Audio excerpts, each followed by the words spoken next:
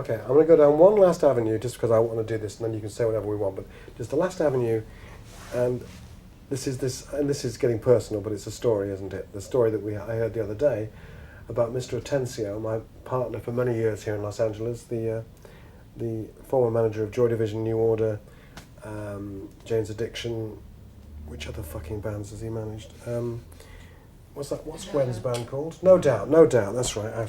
So Tom does all these things, and I've worked with Tom for a long time, but I didn't know that Tom, once upon a time, many years ago, thought he was managing Hole. And he did. And he decided that the future for Courtney was to give her $750. It was actually $1,100, but I didn't want to correct him. No. Well, okay. So just explain to me. Why it was $1,100? Because she wanted me to give her the money to give back to him. Okay. Because she was going to screw him. Not screw him, but she was going to screw you, wasn't she? No, okay.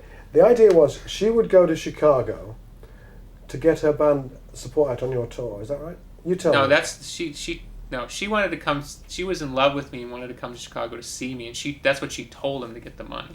Oh, she told Tom, "I'll go to Chicago and get on the Smashing Pumpkins tour." Yeah, I'll go to Chicago and fuck Billy Corgan on a Smashing Pumpkins tour. What he didn't know is she'd already fucked me. Okay, fine. So he gives her $1,100. She didn't have to come to Chicago to get on the tour.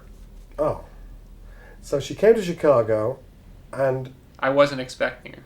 Didn't she phone you saying should she come? She called me and said, how do you feel about me coming to Chicago? And I sort of ambivalently said, sure, and by which she informed me, I'm already here. I'm at the airport.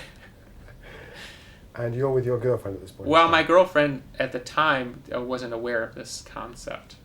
So No. I was put in this sort of all of a sudden awkward double bind.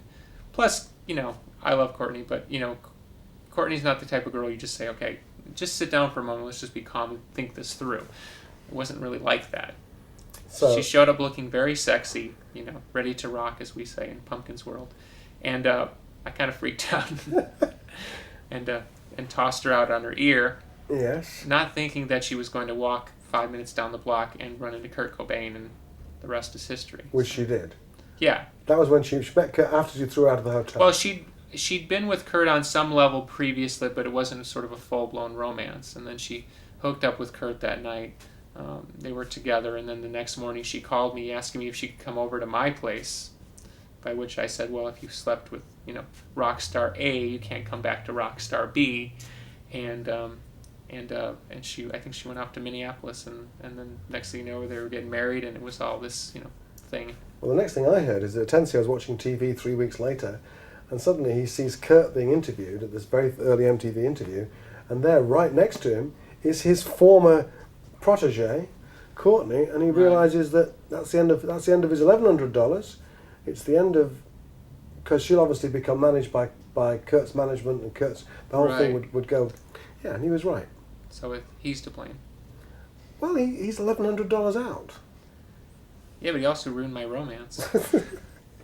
Okay, well, I wonder if we should end on this note of satirizing Mr. Atencio, or we should give you a last chance to say something about the music business. It is a real. Do you find it fun to talk about this? The fact that you're probably not asked about. You're asked about your music and the rest of it, but as you say, you're business savvy. Yeah, I love the business. I think. Say that again. I love the business. Good. Fine.